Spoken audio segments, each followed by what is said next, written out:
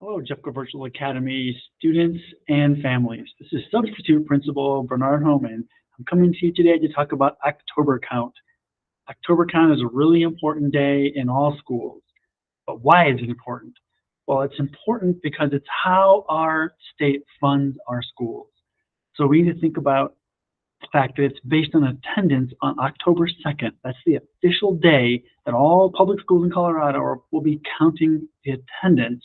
And that's how the state determines how to fund our schools, how many students are actually attending our school, okay?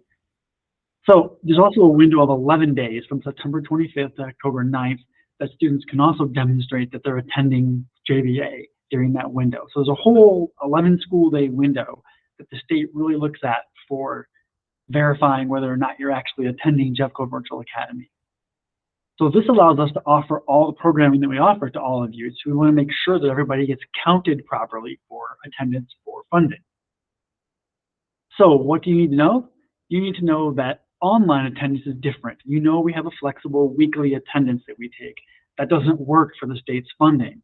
October 2nd is a day that students have to submit assignments in every class to be counted for the state's funding. It's not a flexible funding count day model. It has to be on that day. Okay, so the attendance rules require that students submit work on certain days and times. Like I said, on the 2nd, if everyone does an assignment in every class, you're counted. If you can complete assignments in that window, those 11 days, you can also be counted that way. So submitting it on the 2nd guarantees a box is checked for funding.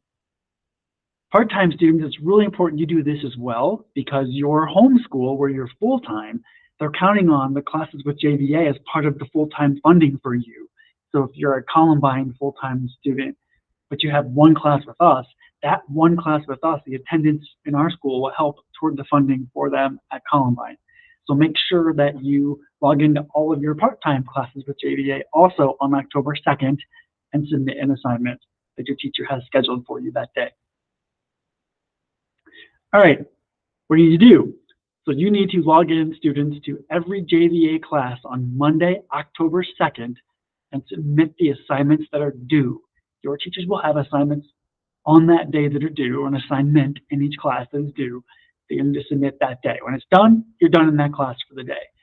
You kind of get back to your flexible schedule. It's not real flexible on that Monday because we don't have any flexibility from the state.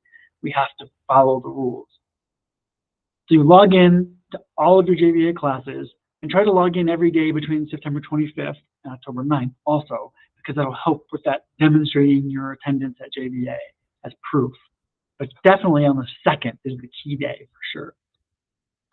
And then of course follow directions on the due dates and assignments that are due from your teachers.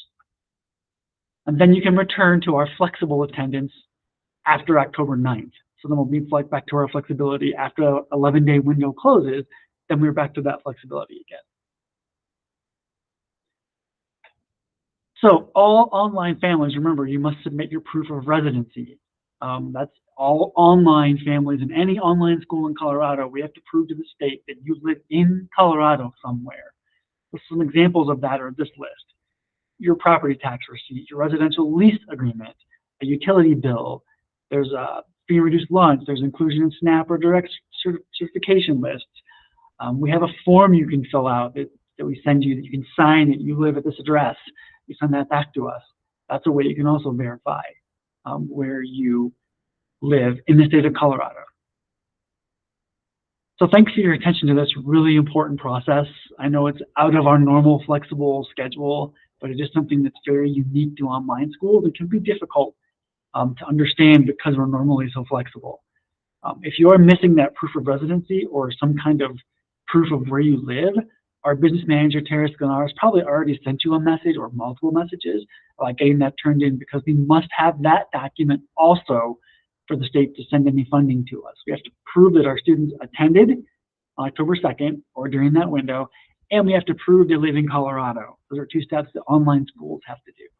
Please contact us at our number 303-982-6770 if you have any questions or need help with that process. Thanks very much. I appreciate your attention to this important day.